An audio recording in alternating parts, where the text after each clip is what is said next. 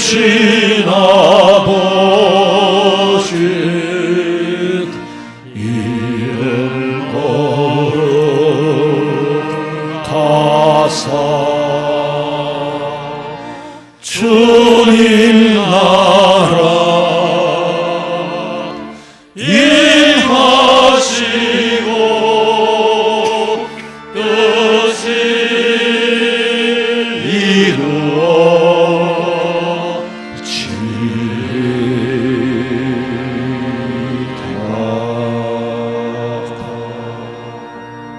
내 영혼아, 네가 어찌하여 낙심하며 어찌하여 내 속에서 불안해하는가? 너는 하나님께 소망을 두라. 그가 나타나 도우심으로 말미암아 내 하나님을 여전히 찬송하리로다. 주님 오시는 날까지 믿음 저버리지 않고 찬송하며 예배할 수 있는 믿음, 지금까지 여기까지 인도하신 에베네셀의 하나님 앞에 온전히 영광을 돌리오며 피로 말하 값주고 사시금 바 되어 의로운 신분이 됐지만은 죄인이라고 엎드려 회개할 수밖에 없는 우리의 죄를 용서해 주시고 성령 하나님께서 이 자리에 임재하시어서 온전히 우리의 마음을 주관하시고 영과 진리로 예배하며 하나님과의 만남이 있기를 원하오니 시종을 온전히 아버지께서 주장하여 주시옵소서. 다시 오실 예수님의 이름으로 기도하옵나이다. 아멘.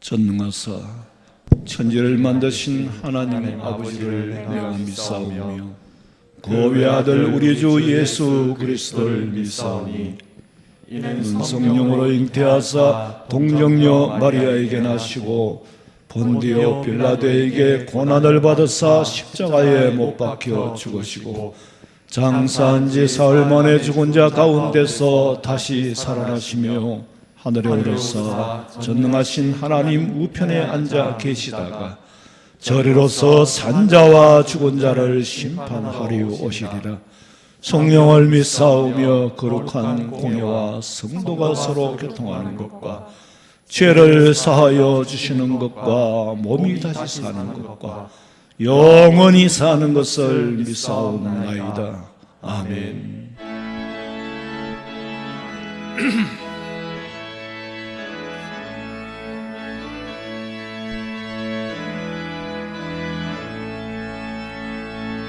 빛나고 높은 보좌와 그 위에 앉으신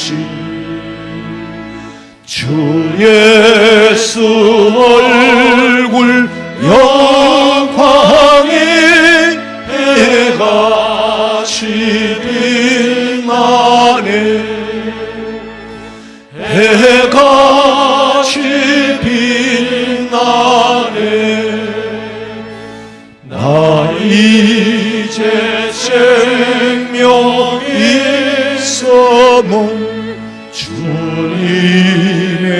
은혜요.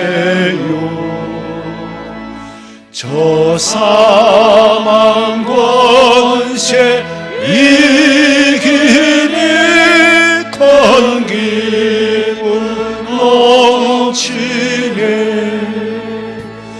큰 기쁨 넘치네. 아멘.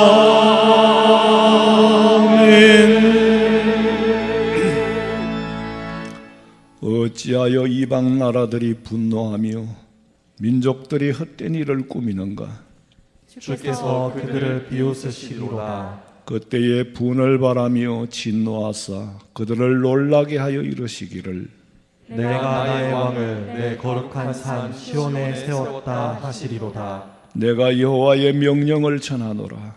여호와께서 내게 이르시되 너는 내 아들이라. 오늘 내가 너를 낳았도다. 내게 구하라. 내가 이방 나라를 네 유업으로 주리니 네 소유가 땅 끝까지 이르리로다. 아멘.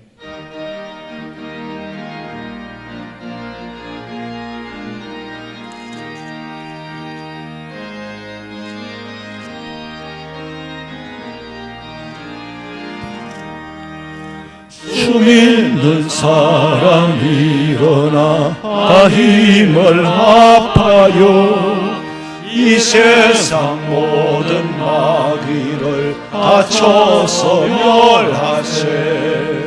저 앞에 오는 적군을 다 싸워 이겨라. 주 예수 믿는 힘으로 온 세상 이기네. 믿음이 이기네. 믿음이 이기네. 주 예수를 믿음이 온 세상 이기네. 온 인류 마귀 게을러 큰 죄에 빠지니 진리로 띠를 띠고서 널 기도드리세. 참 믿고 의지하면서 겁없이 나갈 때 주 예수 믿는 힘으로 온 세상 이기네. 믿음이 이기네. 믿음이 이기네. 주 예수를 믿으니 온 세상 이기네. 끝까지 이긴 자에게 흰옷을 입히고 또 영생 복을 주시니 참 기쁜 일일세. 이 어두운 세상 지나서 저 천성 나도록 주 예수 믿는 힘으로 온 세상 이기네. 믿음이 이기네. 믿음이 이기네. 주 예수를 믿음이 온 세상 이기네.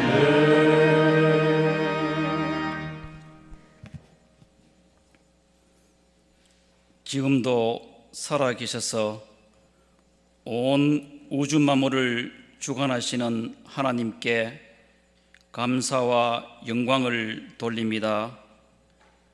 거룩한 주일 온 성도들 마음과 뜻 모아 하나님께 진정과 신령으로 예배합니다.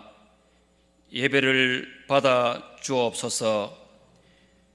주님, 저희들 한 주간 세상 살면서 지은 죄 이 시간 회개합니다. 저희들의 죄를 사하여 주옵소서. 주님의 뜻과 섭리 가운데 이곳에 우리 하원 성명교회를 세워주시고 지금까지 많은 부흥 성장하게 됨을 감사드립니다. 말세의 지말에 교회로서 주어진 사명 잘 감당하는 교회가 되게 하옵소서.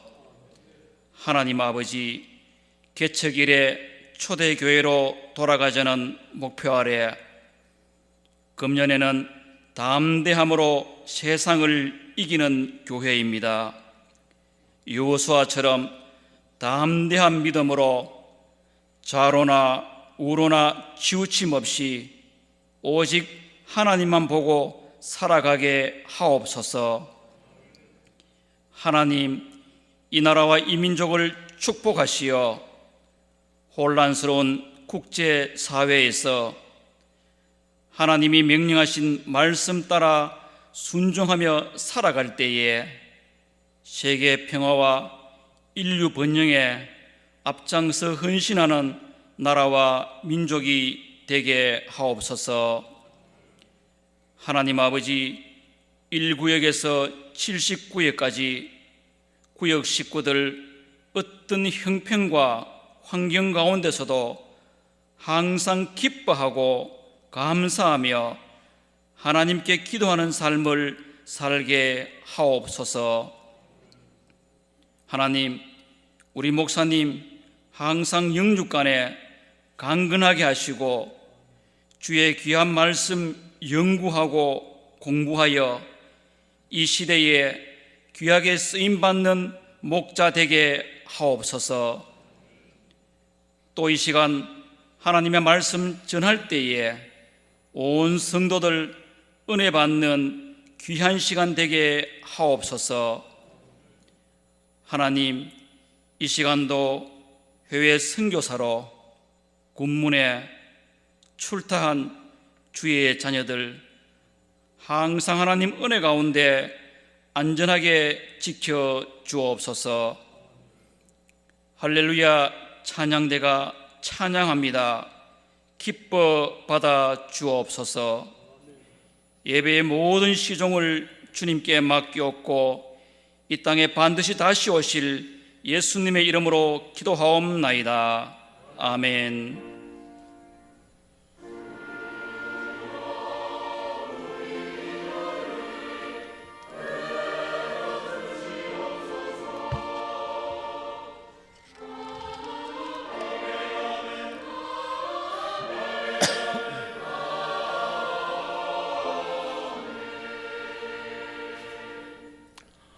하나님의 말씀은 요한복음 16장 28절에서 33절 말씀까지 봉독해 드리겠습니다.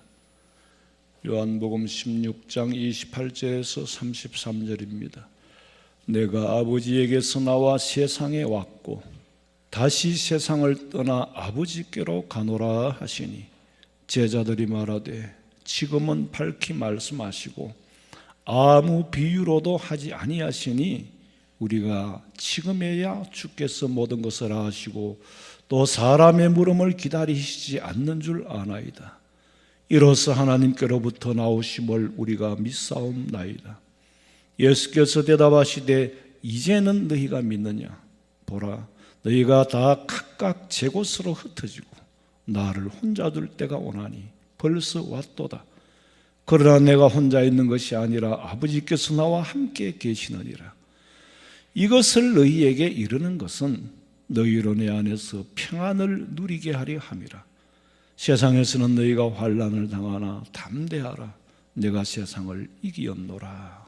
아멘. 준비하신 예물 드리겠습니다.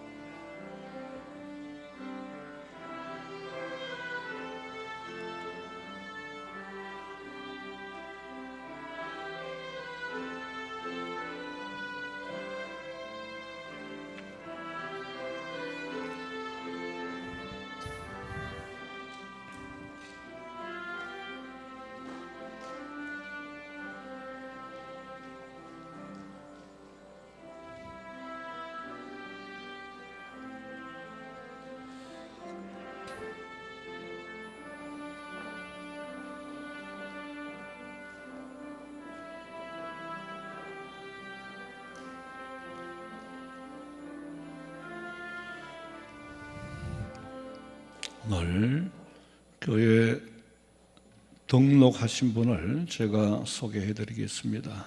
제가 소개할 때 잠시 일어서 주시면 교회가 환영하겠습니다. 강영원 집사님이 남편을 인도했습니다. 조영주님 어디 계십니까? 우리 손을 들어서 환영하겠습니다. 환영합니다. 하나님 아버지, 사랑하는 아들을 창세전부터 택하여 불러주셨건만 저희들은 알지 못하고 방황하며 살 때도 있었고, 또 하나님 아버지여 불안해하며 살 때도 있었고, 걷잡을 수 없는 셰파에 시달리며 살았습니다.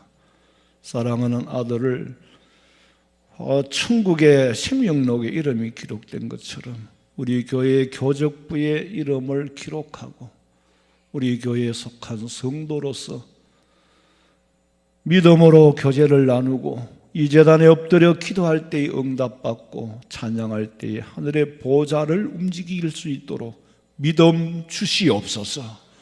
오늘 드린 예물을 받아 연락하시되 해마다 묵은 곡식을 먹을지언정 남에게 비치고 살지 않도록 하나님이 채워주시고,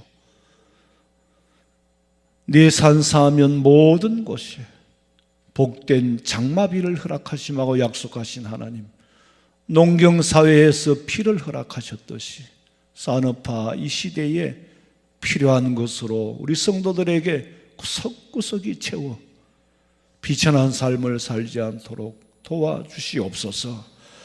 온전히 아버지 앞에 드리옵고 다시 오실 예수님의 이름으로 기도하옵나이다. 아멘. 감사합니다. 앉으시면 되겠습니다.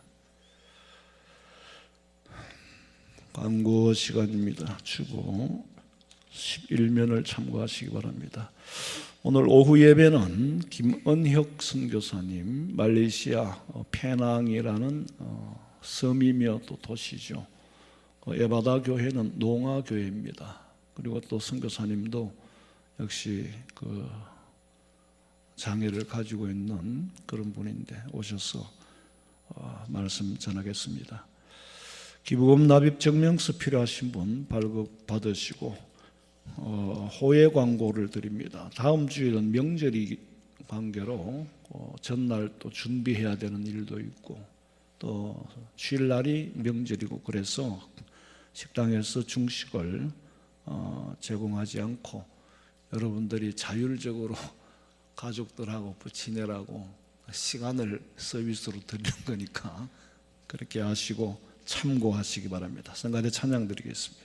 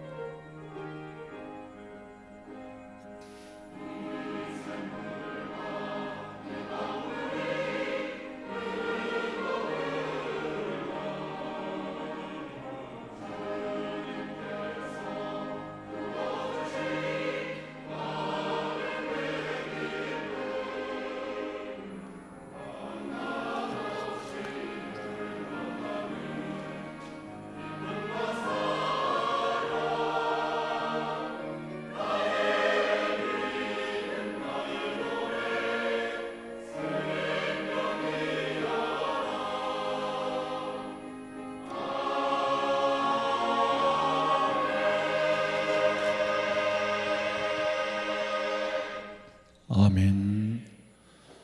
육신의 세상도 혼란스럽고 정치, 경제, 사회, 지구촌이 참 아주 난리예요. 그런가 하면은 영적인 세계 또한 혼란스럽습니다.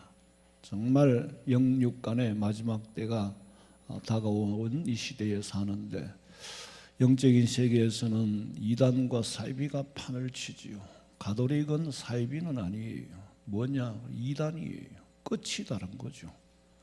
사이비는 당장 세상을 혼란스럽게 만들고 가정을 파괴하고 미혹하고 유혹하는 것이고, 이단은 그리스도를 대적하는 무리들이에요.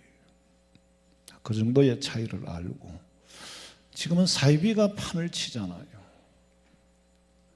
이만희 같은 사람이 이제 죽을 때가 다 돼가니까 뭐 이만희뿐만이 아니죠. 많아요. 근데 또 사탄은 또 신학교를 가동을 시키잖아요. 계속해서 또 새싹을 키웁니다. 사탄의 새싹을. 그게 언제부터였느냐?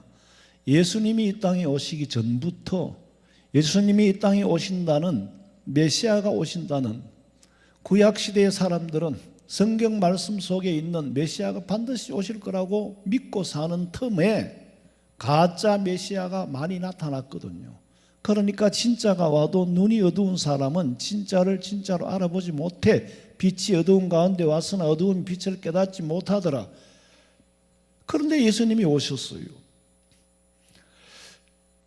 그러니까 예수님도 네가 어떻게 하나님의 아들이냐, 네가 어떻게 메시아냐라고 대항을 하고 박해를 하고 괴롭힐 때, 교법사 가말리엘이라는 사람은 당시의 율법 교사로서는 아주 석좌 교수 정도에 해당하는 대단한 분이에요.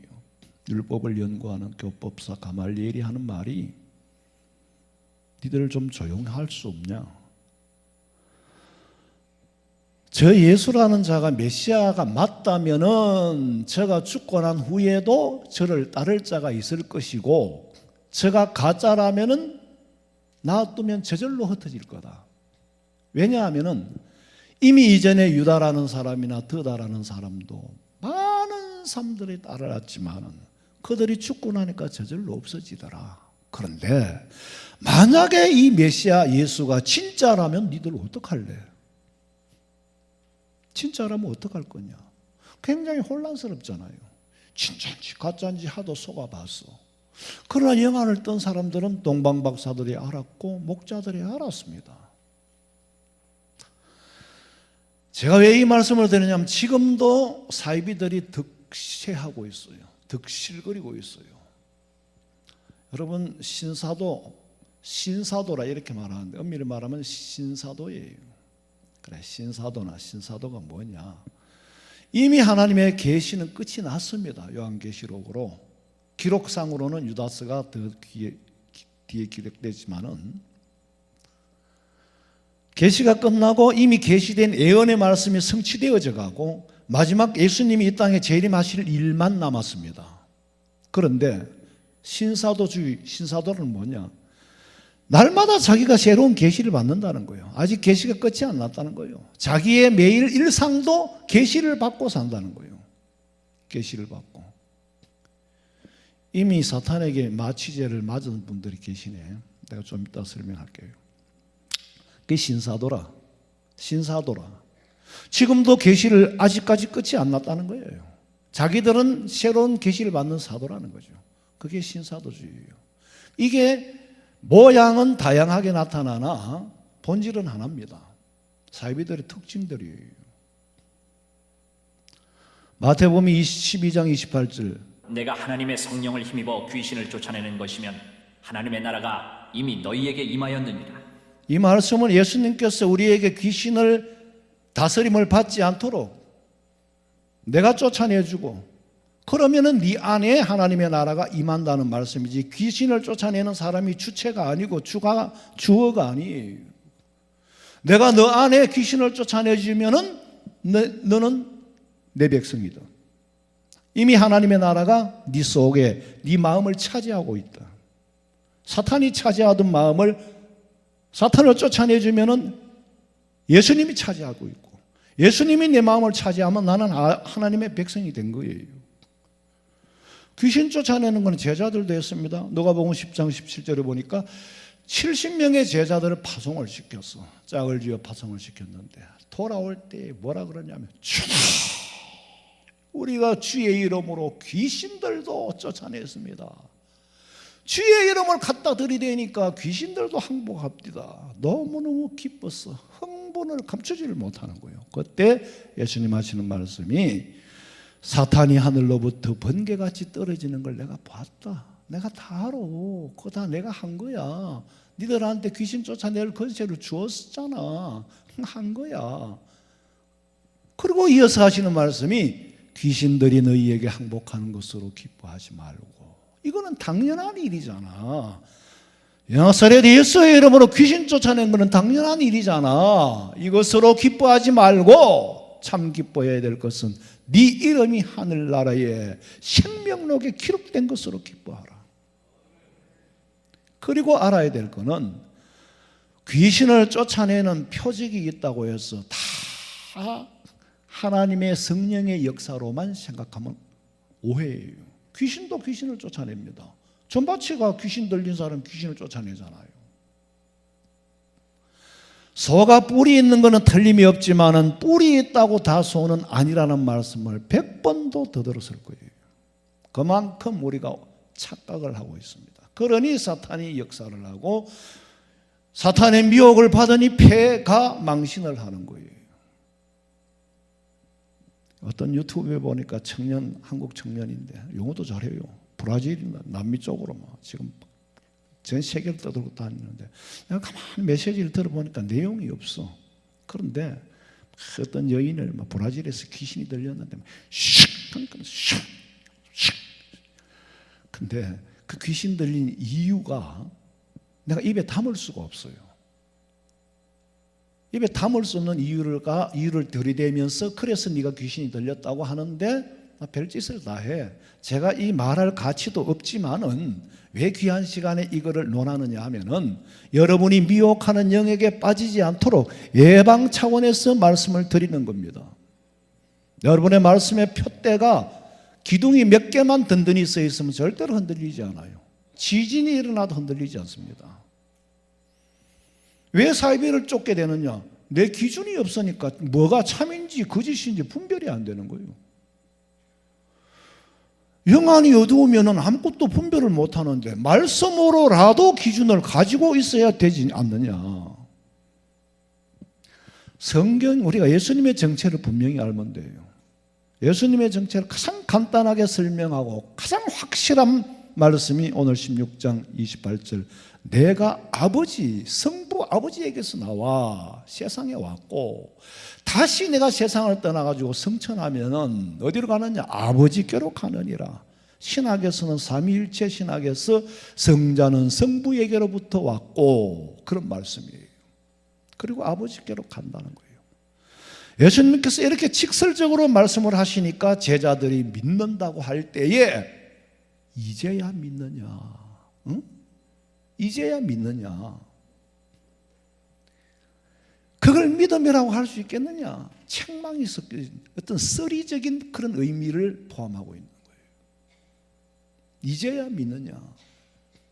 30절 읽어봐요.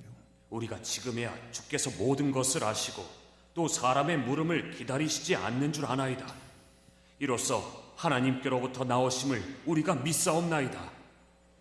우리가 지금 이제 주님을 믿는 거는 믿겠는데 사람의 물음을 기다리시지 않는 줄 아나이다. 이게 도대체 무슨 말씀인지 내가 우리 말로 번역을 아무리 쉽게 하려고 내가 할 수가 없어. 영문 성경을 봤는데 그거는 더 우리말로 표현해내면 더 어색하겠어. 그러니까 이게 가장 적절하게 우리말로 표현이 된 거예요.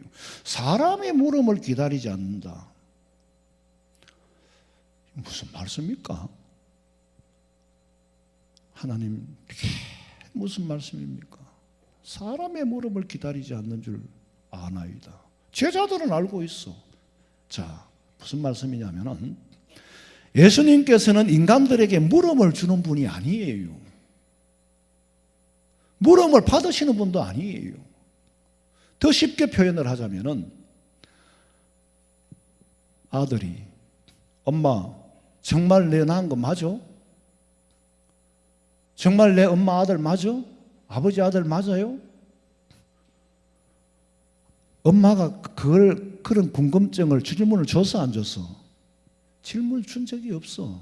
왜? 엄마가 당연히 낳았으니까. 질문을 받아야 할 이유도 없고 할 이유도 없는데 왜 하느냐? 의심이 가니까 하는 거야. 의심이 가니까 진짜 엄마인지 가짜 엄마인지 어떤 데 들고 패고 때리고 할 때 보면 진짜 엄마인지 가짜 엄마인지. 그러나 엄마는 엄마예요.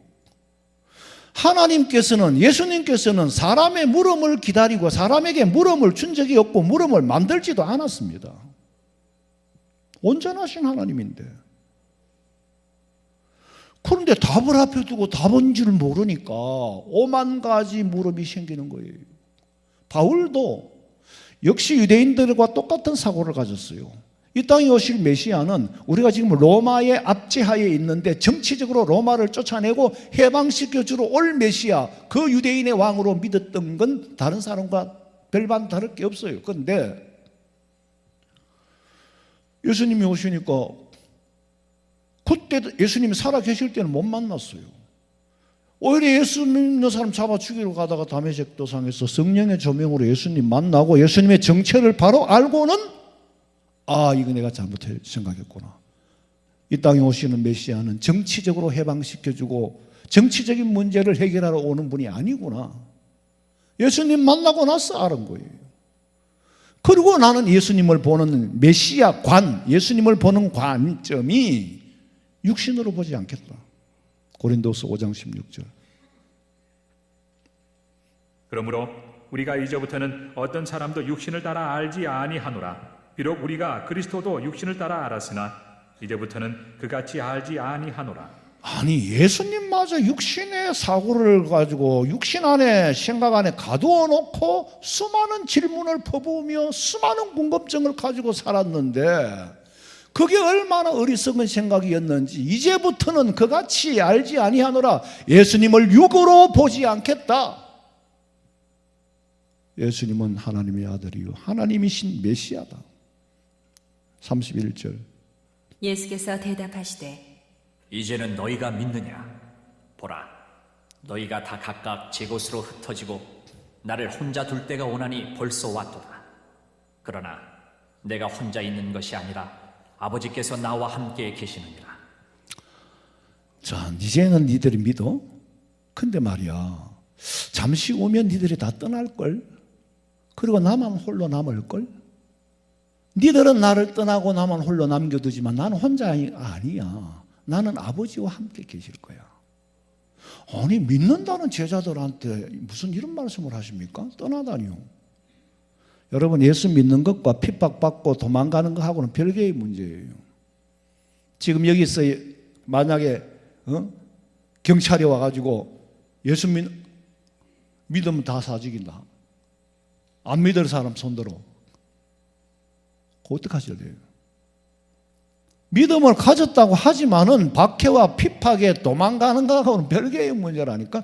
그러니까 때로는 나는 순교의 믿음이 없으면은 나는 옳은 믿음이 아니라고 생각을 해요.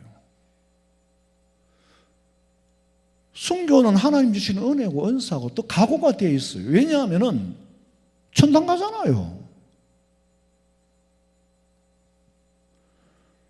그런데 예수님 핍박을 받고 예수님이 십자가를 지고 재판을 받고 다 도망가 버린 거예요. 그걸 이미 예수님이 알고 계셨어요. 결국엔 혼자예요. 여러분 사람은 결국 혼자입니다. 가족이 있어도 혼자요, 친구가 있어도 혼자요. 예수님께도 부모가 엄마가 계셨고 동생들도 있었어요. 마태복음 2장 47절에 보니까 어머니와 동생들이 당신께 말하려고 밖에 써 있나이다 할 때에 예수님 말씀하시기를 누가 내 어머니고 동생들이냐? 누구든지 내 아버지 하나님의 뜻대로 행하는 자라야 내 아버지 어머니 뭐 형제고 자매지. 아니라는 거예요. 육으로 난 건 아니라는 거예요. 보세요. 예수님 말씀 틀림이 없었어요. 어머니가 아니었고 형제가 아니었어요. 뭐냐? 사람들이 기대하는 그런 관계가 아니었다는 거예요. 왜? 예수님이 재판을 받을 때 엄마가 옆에 왔습니까? 동생들이 와서 관심이라도 보였어요? 예수님이 십자가를 지고 따라갈 때에 따라가기나 했냐고. 예수님 말씀이 틀림이 없지요. 사람은 사람에게 기대하면 한 만큼 반드시 외로움이 따라옵니다. 여러분, 사람은 외로운 줄 알아야 돼요. 원래 고독해요.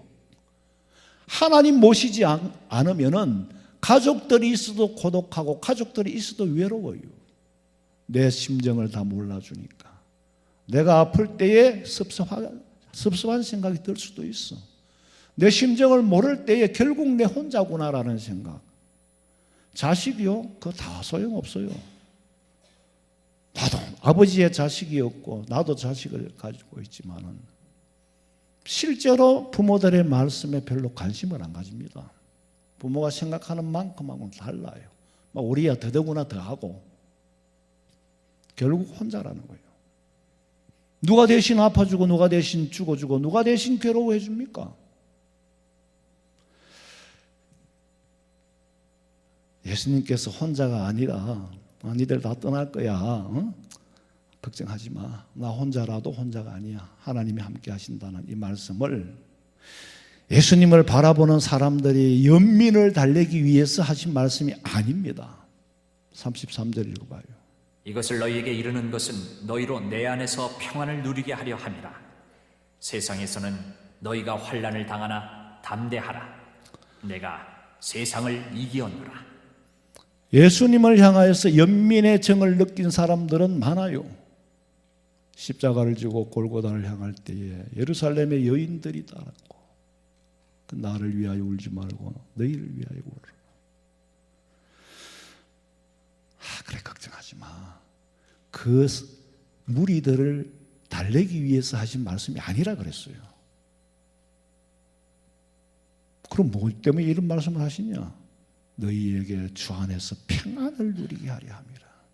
너희가 세상에서는 환난을 당하나 담대하라. 이미 이겨놓은 싸움이다. 이겨놓은 싸움의 과정이 환난일 수도 있고 핍박을 당할 수도 있으나 2대 0에서 3대 2로 뒤집어지는 게 결과다. 결과를 알고 있으니까 두려워하지 말고. 뭘 이겼다는 말이에요? 사망 권세를 이겼다는 거예요. 사람은요 뭐니 그래도 생명이 있으니까 몸에 좋은 것도 먹고 뭐 건강도 찾는 거지. 더 큰 문제는 뭔지 아세요? 삶과 죽음의 문제입니다. 인간은 심리적으로 항상 이 죽음에 대한 공포와 두려움을 가지고 있어요.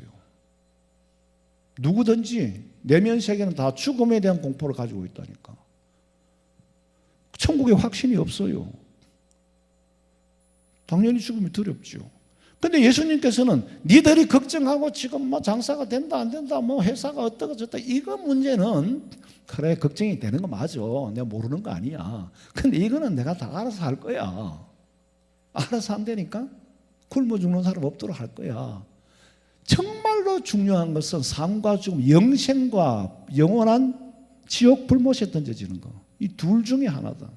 근데 내가 니들의 죄는 몽땅 짊어지고 십자가에서 내가 제물이 되어서 죽었다. 그런데 그 사망이라는 권세를 이기고 내가 부활을 했다. 내가 부활한 거는 내가 부활한 게 아니라 니들이 부활이야. 이 이김을 내가 너희들에게 준다. 요한복음 11장 25절. 예수께서 이르시되 나는 부활이요 생명이니 나를 믿는 자는 죽어도 살겠고 무릇 살아서 나를 믿는 자는 영원히 죽지 아니하리니 이것을 내가 믿느냐? 이르되 주여 그러하외다. 주는 그리스도시요 세상에 오시는 하나님의 아들이신 줄 내가 믿나이다. 자, 이미 예수님 믿고 죽은 사람은 주님 재림하시는 날 뭐라고? 부활체로.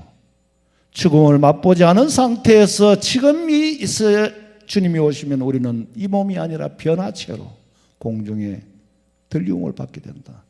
데살로니가전서 4장 16절. 주께서 호령과 천사장의 소리와 하나님의 나팔 소리로 친히 하늘로부터 강림하시리니 그리스도 안에서 죽은 자들이 먼저 일어나고 그 후에 우리 살아남은 자들도 그들과 함께 구름 속으로 끌어올려 공중에서 주를 영접하게 하시리니 그리하여 우리가 항상 주와 함께 있으리라. 자, 이 말씀을 1년에도 수십 번을 들을 수 있고 아마 수만 번, 만 번까지는 알겠지만은 줄기차게 또 하면 이유가 가슴에 각인을 해야 되는 말씀이에요. 가장 큰 믿음의 줄기입니다. 가장 큰 소망의 말씀이, 나는 이 말씀을 읽을 때에 너무너무 소망이 생기고 말씀 속에서 그냥 안해가 나왔으면 좋겠는데 또 현실이 앞에 있고 세상이 앞에 있는데 공중으로 끌어올려서 주님을 영접하게 된다. 앞으로도 이 말씀을 계속 할 거예요. 먹었던 밥을 또 먹일 거예요. 그래야 살 거 아니에요. 근데요, 마귀는 예수 믿고 구원받는 우리가 천당 가는 꼴을 못 봐. 배가 아파 견딜 수가 없어. 수단과 방법을 가리지 않고 구원을 뺏으려고 하는데, 김정은이가 하는 짓을 보면은요, 자유를 찾아 탈북을 해서 대한민국으로 가려고 하는데, 가다가 잡히면 죽어. 잡히면 정치범 수용소 아니면은 뭐 요독 수용소인가 하여튼 자유를 찾아가 행복하게 살고 싶어하는 걸 꼴을 못 봐. 자기 권세 아래에 있어야 된다는 거지. 마귀가 그런 거예요.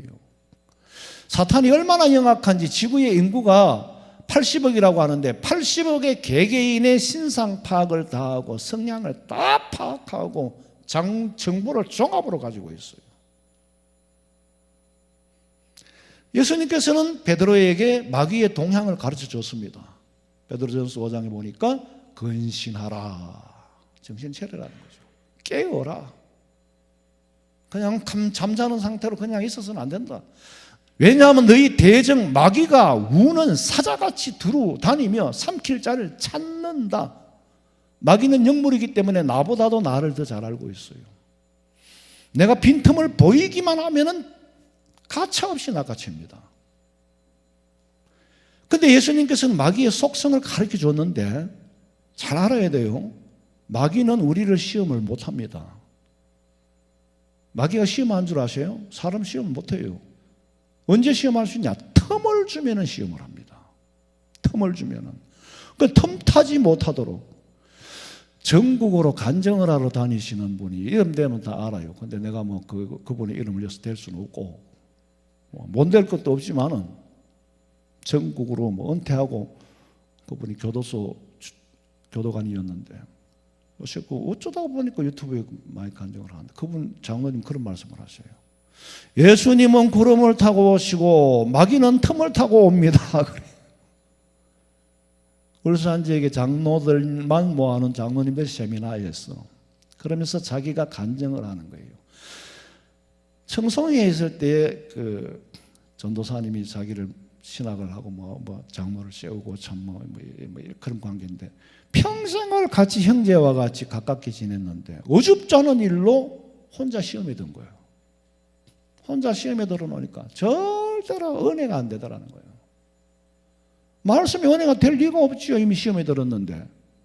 목사님과의 관계 때문에 말씀이 귀에 안 들어오는 거예요. 여기서는 어떤 일이 있어도요, 목사님하고는 관계가 깨지면 안 돼요. 왜냐하면 관계가 깨지면 저것도 나보고 말하는 거네, 또 나보고 치네, 별의별 전혀 믿으면 도움 안 되는 것으로 해석을 해요. 그러면 이제 조름마귀가 틈타는 거죠. 너무너무 자기가 괴롭더라는 거예요. 너무너무 괴로워서 못 견디겠더래. 그래서 회개를 하고. 근데 회개가 아무나 주어지는 게 아닙니다. 회개도요, 진짜 회개할 때에 성령의 역사가 아니고는 못해요. 옛날에 우리 교회 장로님이 새벽에 6시 때 새벽기도 마치고 집에 들어가는데 전화가 왔어요. 이 깜깜한 밤에 왜 장로님 막 우는 거예요. 장로님 왜요? 나 권사님 돌아가신 줄 알았어요. 왜요? 그러니까 내가 목사님 내가 잘못했습니다. 내가 죽을 죄를 짓습니다. 장로님이 무슨 그런 말 왜 이게 뭐야 이게? 내가 목사님을 내 마음대로 생각을 했다는 거야. 우리 목사님이 변했다. 예전에는 안 저랬는데 변한 게 보니까 딱딱 맞아 떨어지더라는 거예요. 이거 보니까 저래. 그래서 그러지. 그래서 완전히 혼자 그냥 퍼즐을 다 맞췄는 거예요. 그러니까 시험에 들어가 너무너무 괴롭더라는 거예요. 그런데 나는 시험에 들은지도 몰랐고 회개한지도 몰랐고, 그런데 도저히 내가 괴로워가지고 내가 기도를 했더니 하나님이 회개를 하게 해주시더라는 거야. 그래요. 그렇지. 목사님 글을 푸는 아이인데 나 장로님 전화 안 하면 뭐 시험에 들었는지 안 들었는지 난 몰라. 근데 회개할 수 있는 은혜를 받은 게 얼마나 감사한지 목사님 내가 견딜 수가 없습니다. 이 새벽에 전화를 한다. 정말 대단하신 분이에요. 죄 안 짓고 시험에 안 들고 살 수는 없는데 그거를 회개하고 고백을 하는 게 정말 성령에 사로잡히지 않고는 할 수 없는 일이에요. 시험에 들면 누가 손해요? 내가 손해예요. 교회 와서 저는 분들은요, 어떤 경로로서든지 마귀에게 이미 틈을 주었습니다. 틈을 주었으니 들어가서 차지하고 있는 거예요. 이미 틈을 줘버렸다니까. 본인이 제 시험에 든 줄을 모르는 이상은 그 상태로 유지가 됩니다. 암에 걸려도 암에 든 줄 모르면 그 상태로 유지가 돼요. 알든 모르든 그건 진행되고 있습니다. 그런데 딱 졸음마개를 주는데 마취제 주사가 몇 분짜리냐면 40분짜리예요. 40분 후면 깹니다.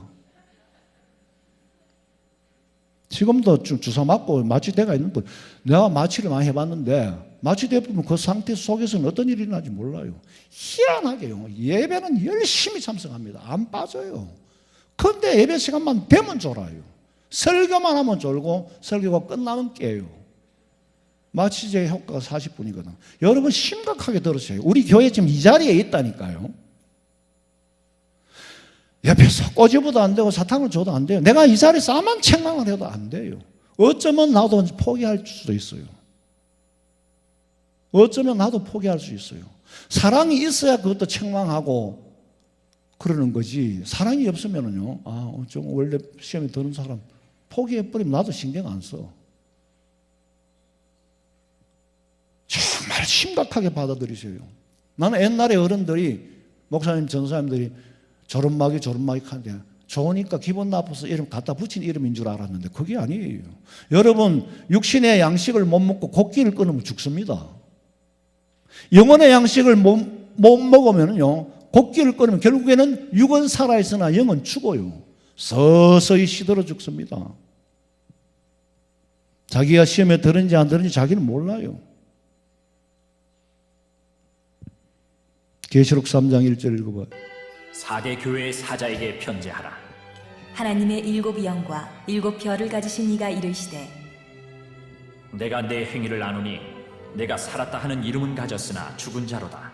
실상은 자기가 산 줄로 착각을 해요. 믿음이 있는 줄로 착각을 해요. 왜? 한 번도 예배 시간에 안 빠지거든. 한 번도 예배를 안 드린 적이 없어. 새벽 기도까지 나와. 말씀 저는 그래요. 내가 말씀을 연구하고 가르친다고 100%냐? 아닙니다. 때로는 구원의 확신이 사라질 때도 있어요. 왜? 내가 나를 보고 낙심할 때에 네 꼬라지가 이게 뭐냐? 그럴 때는 내가 이래서 구원받을 수 있을까라는 거. 물론 내 노력으로 받는 건 아니지만은 참 믿음이 있으면 열매가 있어야 되는데 내가 네한테 지금 열매가 없다. 여러분, 이 말씀이요, 내게 해당되고 있지 않는지, 그런 말씀들을 결과를 보니까 정말요, 너무나도 평탄한 가정에, 평안하고 만세반석이 같은 가정에 시험이 드는 거예요. 여러분 정말 명심하고 들으세요. 내가 이렇게 세게 말하는 건 처음이에요. 정말 여러분, 예배 시간에는요, 영과 진리로 예배하라 그랬잖아요. 코람되고 하나님의 면전에서 어떻게 예배하면서 좋습니까? 사탄의 역사입니까? 성령의 역사입니까? 한번 생각을 해보세요.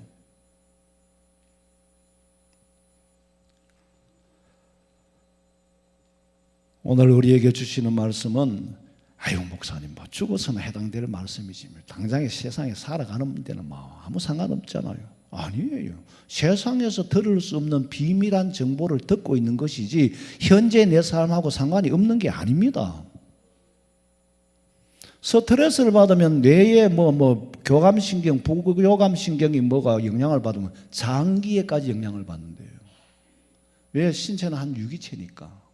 우리는요, 인간들이 삶과 죽음을 나누는 거지, 이 땅에서도 하나님이 함께 하시고 죽어서도 하나님이 함께 하시는데 육신의 인이라는 걸 사는 선을 갖고 있다가 이걸 옷을 벗어버리는 거지, 현재 따로 미래 따로가 아닙니다.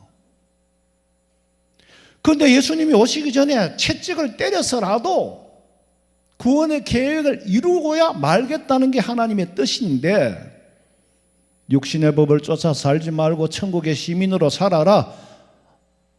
너는 내 백성이고 내가 너를 징계를 쳤어라도 바로 살게 만들고야 말겠다. 그런데 만약에 그런 징계의 계획이 내게 없다면 나는 사생하게 버림받은 자입니다. 히브리서 12장 8절에 보세요. 징계는 다 받는 것이거든. 누가 받아요? 예수 믿는 사람도 징계는 다 받아요. 받아야 되고 받을 수밖에 없고, 무슨 재주로 징계를 안 받고 살 수 있겠습니까? 그런데 다 받는 건 그건 복이에요. 만약에요, 너희에게 없으면 사생자여 친아들이니라. 징계가 없다는 건 무서운 거예요. 이미 징계할 가치도 없다는 거지. 버림받은 거예요.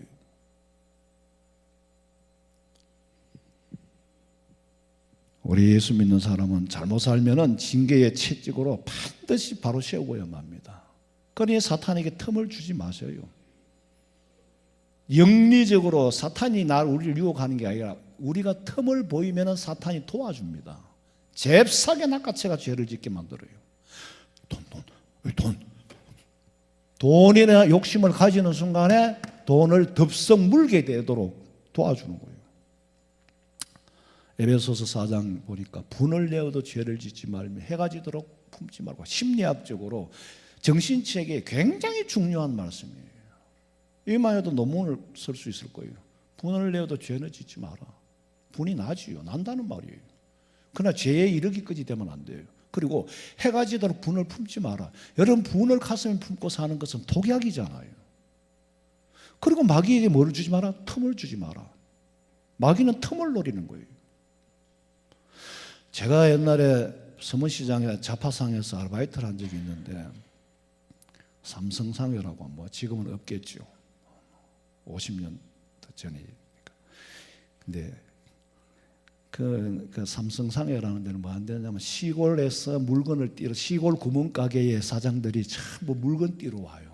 그럼 뭐 맹태도 사야 되고 오징어도 사야 되고 간주매도 사야 되고 과자도 사야 되고 소주도 사야 되고, 그걸 다 못 보잖아요. 그냥 종합 세트로 거기서 한꺼번에 다 봐서 이제 시골로 가고, 나는 그 배달하는 일을 했어요. 옛날에 원대 주차장이고 뭐 내당 주차장이고, 지금 서부 북부 이게 아니고 내당 주차장, 원대 주차장에 자전거에 짐 싣고 이제 배달해 주는 걸 해요. 그러면 이제 시골에서 온 사람들이 그걸 가지고 와서 이제 자기 가게에 채워놓고 또 물건 떨어지면 또 사러 오고 그러는데, 일을 시작하고 한 일주일쯤 됐는데, 건어물 가게는 그 1지구, 2지구, 3지구가 있고 그 건너편에 있어요. 지금은 어떤지 모르겠는데, 건어물 가게는 건어물만 그 저장을 해놓고 창고에 있다니까.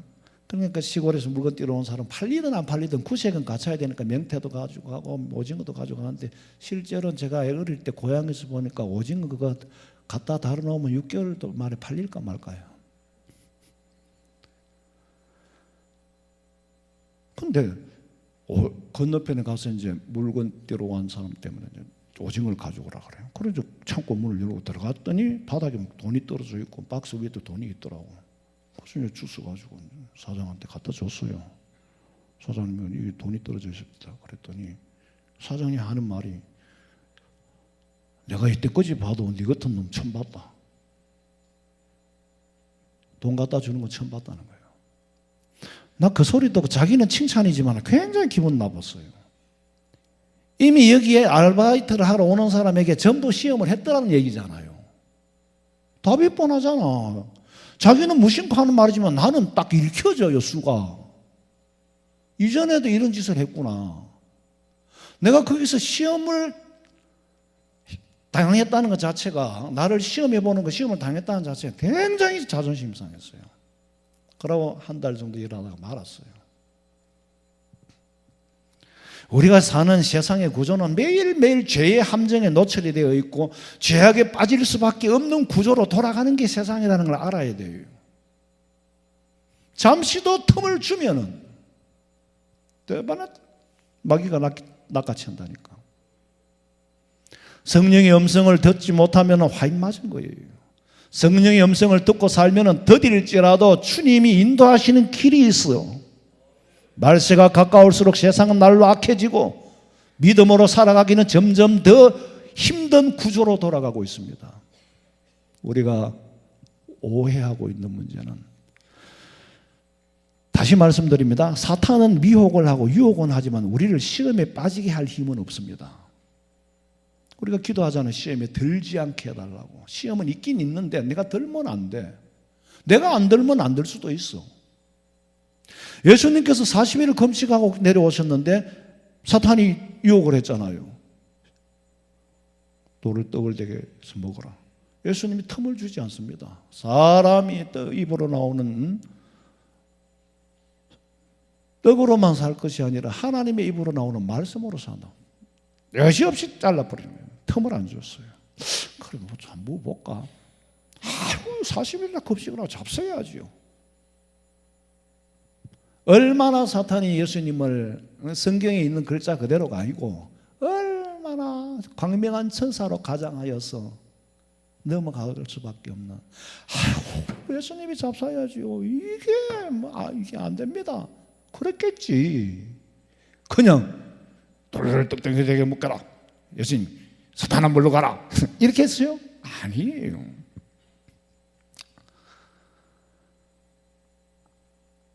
우리가 확실히 알아야 되는 것은 내 속의 육신의 정욕과 욕심이 도리어 사탄을 유혹합니다. 내 욕심을 사탄에게 보이는 거예요. 그럼 사탄은 잽싸게 낚아챕니다. 그 육신에 예를 들어서 내가 도둑질을 하고 싶다. 그런 마음이 살짝 비치면은 내가 돈을 좋아하는데 그러면은 막 살짝만 비치면은 막 내물을 갖다 주는 거야. 높은 자리에 있는 사람들한테 아예 그걸 안 보여야 되는데 슬쩍만 비쳤다 하면은 막 뇌물이 이게 마약이에요. 주는 것도 마약이요. 왜? 뇌물 주면은 내 말을 잘 듣게 돼 있거든. 받는 것도 마약이고 주는 것도 마약이라니까. 그 틈만 주면 그렇게 되는데 틈을 안 줘야 된다는 거예요. 우리는 왜 시험에 듭니까? 틈을 주니까 마귀가 유혹을 하고 미혹을 하고 사실은 우리가 마귀를 미혹하는 겁니다. 틈을 주는 게 사탄을 불러들이는 거라니까. 그런데 우리가 그걸 모르고 있어요. 사실은 사탄을 우리가 불러들이고 있다니까. 사탄을 우리가 유혹을 해요. 그러면은 마귀는 그 유혹에 그보다 더 좋은 기회가 있겠어요? 틈을 타고 유혹을 하고 미혹을 하고 죄를 더 짓도록 지옥 불못에 던져치도록 만드는 거예요. 영리적인 유혹이라 그래요. 이런 걸. 그러니까 욕심이 어디서 잉태해요? 내 마음이 잉태하죠. 욕심이 잉태한 즉 죄를 낳고 죄가 장성한 즉 사망을 낳는다. 여러분, 절대로 사탄이 나를 시험하는 게 아니요, 내가 사탄에게 시험할 거리를 제공한다는 걸 알고 있어야 돼요. 우는 사자같이 찾기는 찾는데 지가 마음대로 못해. 내가 틈을 주면 덥석 물어버려요. 예수님의 제자라 베드로가 예수님께서 말씀하시기를 베드로야, 제자들이여, 내가 십자가를 져야 된다. 십자가를 져야 니들의 죄를 사하고 십자가를 져야 된다 그랬더니 베드로가 하는 말이, 아니 예수님이 십자가를 지다니요, 말도 가당치 않은 말씀을 하십니까? 하고 버릴 말씀이라도 그런 말씀하지 마세요. 예수님이 십자가를 진다고. 그때 예수님 뭐라고 말씀하셨어요? 23절 읽어봐요. 예수께서 돌이키시며 베드로에게 이르시되 사탄아, 내 뒤로 물러가라. 너는 나를 넘어지게 하는 자로다. 내가 하나님의 일을 생각하지 아니하고 도리어 사람의 일을 생각하는도다. 아니, 베드로가 이 말씀을 듣고 얼마나 받았겠어요. 아니, 예수님이 십자가를 진다는데 당연히 치지 말았어야지. 치면 안 됩니다. 예수님을 생각해서 나는 말씀을 드렸는데 예수님께서는 말씀하시기를 사탄아 물러가라. 내가 사탄입니까? 막 거의 시험에 들 그런 상황이야. 근데 우리 생각은 그렇잖아요. 예수님이 아무리 그렇지만은 베드로가 설사 그런 말을 해도 그래 베드로야, 니는 몰라서 그렇다. 그러니까 내가 져야 된다. 그러면 또 베드로가 또 말리겠지. 그렇게 신란스러운 짓 하지 말자. 왜 책망을 했습니까? 저는 예수님이 베드로를 책망한 심정을 조금 알 것 같아요. 베드로가 예수님을 해코지하고자 한 게 아니고 예수님을 돕고자 살아가기 때문에 했던 말인데, 예수님은 사탄아 물러가라, 네가 하나님의 일을 그르치는도다.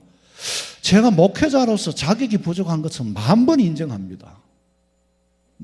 수만 번 인정합니다. 그런데 목회자이기 때문에 목사만이 감당해야 할 일을 하지 말라고 하는 말은 인간적으로는 사랑일 수 있지만 본질은 목사의 정체감을 이탈시키는 게 돼요. 목사에게는 가족도 모르는 고민이 있고, 목사에게는 끝까지 참아야 할 일이 있고, 목사에게는 나만이 가지는 사명감이 있습니다. 그걸 직업처럼 벗었다가 입었다가 할 수 있는 일이 아니에요, 성직자는. 오래전에 제가 휴가를 가는데 우리 애들이 나라가 썼는가 모스마가 썼는가 쪽지를 하나 써가지고 벽에 붙여놨더라고. 아버지, 이번 휴가에는 장상관이라는 자연인으로 쉬다가 오세요. 딱 메모가 그거야. 근데 제가 돌아보니까 좀 굉장히 애들도 저를 버거워해요. 가족들이 다 버거워해요. 내가 어떻게 보였길래 저럴까? 좌우간 그렇게 써놨어. 근데 이제 사랑으로 받아들이죠, 물론. 힘들어 보이니까 저러는구나. 그걸 인사로 받아들이고 나면 그만이야. 근데 그게 그렇지 않고 내가 소갈머리가 아주 못됐어요. 그렇지 않고 섭섭한 생각이 드는 거야. 내가 원하는 거는 아버지, 자연인이 될 수는 없지만은 가능하면 자연인으로 다 잊어버리고 쉬다 오세요. 이래줬으면 좋겠는데 그건 내 마음이지 지 마음이가? 사람 항상 내 마음을 기준으로 해. 그러면 이건 내 마음이지 지 마음이 아니라는 걸 알면서도 뭐에 섭섭했느냐 하면은 이 신분을 자연인으로 돌릴 수 없다는 것을 몰라줌에 대해서 섭섭한 거예요. 그럴 때 결국에는 목사는 목사 혼자지 집사람도 나를 다 모르고 자식들도 나를 다 몰라요. 근데 제일 잘 아는 것은 목사는 알아요. 부부간에 아는 게 아니에요. 예수님께서 베드로에게 하신 말씀을 10,000분의 1이라도 제가 이해할 수 있는 것은 바로 그거예요. 네가 내 정체감을, 본질을 건드린다는 거, 인간적으로 보면 굉장히 예민한 부분을 건드려버린 거예요. 여러분, 지금은 누가 어떤 사람이 종말을 말해도 전혀 이상하지 않을 만큼 지구상의 10,000가지 문제는 예수님이 마지막으로 오시는 종말, 더 라스트 데이 전에 일어날 징조이지 아직은 종말이 아니에요. 자, 그러면 종말이 아니니까 안심하라는 말씀이 아니고 지금 징조를 보고 준비해야 된다 이 말이에요. 우리는 준비해야 된다. 우리의 결국에는 궁극적인 예수 믿는 목적은 예수님이 이 땅에 오시기를 기다리고 내가 주님 앞에 가기를 기다리는 그거, 그게 믿음이잖아요. 그리고 초대교회 성도들은 내가 급히 속히 오리라 하니까 이틀 사흘 만에 올 줄로 알고, 먼 하늘에 이상한 구름만 떠도 내 주님 오시려나 고대합니다. 낮에나 밤에나 오실 예수님, 내 주님 오시기를 고대합니다. 옛날 찬송가 틀었더라. 우리 어머니는 아주 어렸을 때는 시집살이 하는 교회를 못 갔어요. 근데도 꼭 밤에 혼자 찬송하래요. 긍휼이 그러고 이 찬송을 해요. 먼 하늘에 이상한 구름만 떠도, 찬송을 하면서 내 머리에 이를 잡아주는데 나는 그게 잘하는 거지. 그때는 아무 뜻 없이 들었는데 이 크면서 어떻게 보면 청성맞기도 하고, 근데 초대교회 성도들은 주님 오시기를 기다린 거예요. 예수님께서는 반드시 구름을 타고 이 땅에 재림하시는 줄 믿으시기 바랍니다. 계시록 1장 7절 봐요. 볼지어다 그가 구름을 타고 오시리라. 각 사람의 눈이 그를 보겠고 그를 찌른 자들도 볼 것이요 땅에 있는 모든 족속이 그로 말미암아 애곡하리니 그러하리라. 아멘. 그가 누구요? 예수님이에요. 각 사람은 모든 민족이요. 찌른 자는 예수님을 핍박하고 예수님을 찌른 자가 있잖아요. 그리고 지금도 찌르러 그 적그리스도들이 모든 족속은 불신자 이방인 전부예요. 다 본다. 예수님은 번개가 동에서 서해 번쩍임 같이 시간과 공간을 초월해서 이 땅에 재림하시지 미국에는 왔는데 한국에는 아직 뭐 비행기 타고 며칠 걸려요. 그런 분이 아니에요. 사망 권세를 이기신 예수님. 내 부활이 네 부활이요. 내 몸이 네 몸이 내 안에 있는 자. 내가 너희들에게 이 말을 하는 것은 평안을 주려 함이라. 이겨놓았다. 너희들은 사망 권세를 깨뜨리고 이미 천국의 시민이 되었다. 그러니 그렇게 알고 환난이 있고 박해가 있고 힘들어도 참아라. 인내해라. 기다려라. 여러분 사는 게 얼마나 고달픕니까? 먹고 살기가 참 힘들어요. 그러나 우리 앞에는 근데 참 이래 텔레비전에 보면 아프리카나 동남아 못 사는 나라 내가 어릴 때만 해도 보면 그래도 그때가 차라리 행복했던 것 같아요. 못 사는 게 아니에요. 지금 살기가 힘들도록 어렵도록 만들어 놓은 거지. 어렵도록 만들어 놔서 지금 어려움에 빠져 있는 거지. 돈 없으면 못 살잖아요. 근데 옛날에는요 돈 없어도 살았어요. 살아남은 증거물이잖아요. 장난감이 어딨습니까? 까만 고무신 그냥 밑에 하나 위에 하나 덮으시면 자동차 되는 거고 뭐. 찜구면 기차 되는 거고 뭐. 다 연락 끊어지가 못 사는 사람 없어. 휴대폰 없으면 지금 못 살잖아요. 못 사는 게 아니지. 예? 잘 삽니다 우리. 그러니까 그렇지만은 못 사는 것도 맞아. 옛날에 미얀마에 우리 그 학사관에 있는 친구 유학을 왔어. 내가 우리 복지부에 반찬 나누는데 한번 따라가 보라 그랬어. 내가 한국에도 가난한 사람이 있다. 그걸 따라가 보냈더니 갔다 와서 하는 말이 어떻더냐 그러니까 목사님 어렵다고 했는 가정이 다 잘 살던데요 그래. 그 네가 보기엔 뭐가 잘 살던데 그러니까 냉장고 있지, 에어컨이 있지, 세탁기 있지, 없으면 선풍기라도 있지. 없는 게 없더라는 거야 지가 봤을 때는. 없는 사람 있습니까? 잘 살고 있어요. 그리고 잘 살도 못 살도 그는 잠시 잠깐 후요. 영원히 내 주님 오시기를 고대합니다. 반드시 우리 화원성민교회 성도들에게는 재판에서 무죄 선고를 받으시고 승리한 자에게 주시는 인도를 그리고 잔치에 초대할 때 주시는 인도를 받아 누리시기를 주님의 이름으로 축원합니다. 살아계신 하나님, 믿음 없음을 불쌍히 여기시고 우리가 세상을 두려워하는 이유가 사업이 망할까, 직장이 떨어질까, 행여나 병들어 죽을까를 염려하나 이 모든 것을 이기시고 승리를 주신 하나님, 우리에게는 반드시 믿음을 가지고 있으면 살 길이 있고 사는 것 자체가 믿음인 줄로 알고 날마다 강하고 담대함으로 죄 지을 틈을 주지 않고 죄와 싸워 승리하게 하여 주시옵소서. 이 땅에 다시 오실 예수님의 이름으로 기도하옵나이다. 아멘.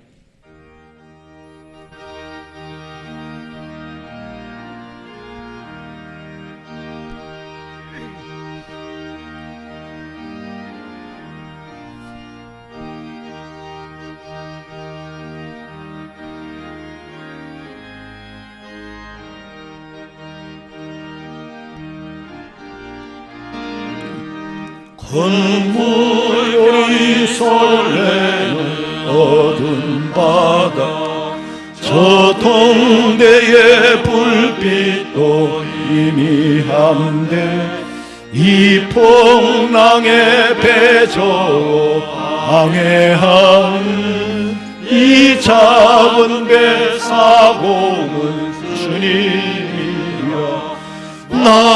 두려움 없네 두려움 없도다 주 예수님 널 깨어 계시도다 이 흉흉한 바다를 다 지나면 저 소망의 나라에 이르리라 건풍랑이 이 배를 위협하며 깊은 물이 벌려 달려들어 이 바다에 노조 항해하는 이 작은 배 사공은 주님이라 나 두려움 없네 두려움 없도다 주